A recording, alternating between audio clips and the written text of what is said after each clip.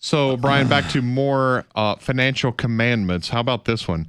Thou shalt not chase big returns too late in life. Yeah, I mean, if you're in your 50s or 60s, it's probably not wise for you to try to achieve the same investment returns that you enjoyed in your 30s and 40s, right? Because you're not as risky, you mean? Yeah, it's just because, well, it's a mentality thing. You can't really accept the same risk.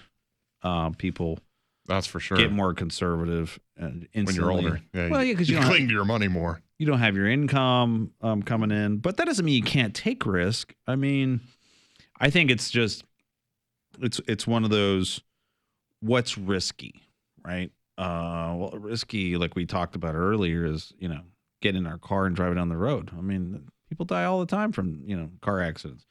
The food we eat is pretty risky, right? Who knows what's in it half the time, right? Did you hear Peeps? Some Peeps have carcinogens. Peeps? Yeah, like the red number 5 and Peeps. What's Peeps?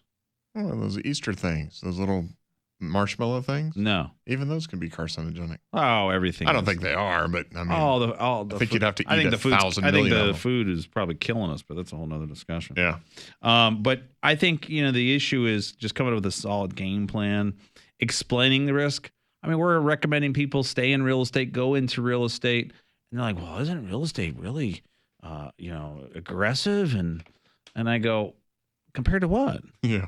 What are you really comparing it to? I'm asking a question. I'm not being sarcastic. I really would like to know. Well, compared to the stock market, well, it depends what part of the stock market. Right. Are you talking about tech stocks? Real estate's a lot more conservative than that. And depends what kind of real estate you're going into, right? You're going into a debt-free property that a commercial billion-dollar, real estate manager is managing that has done millions of dollars of due diligence on these properties. I think it would be more conservative than, buying tech stocks that are speculation and with everything we got in the economy. So are bond funds more aggressive than CDs at the bank? Maybe, but then people at Silicon Valley Bank thought that money was safe there too. True.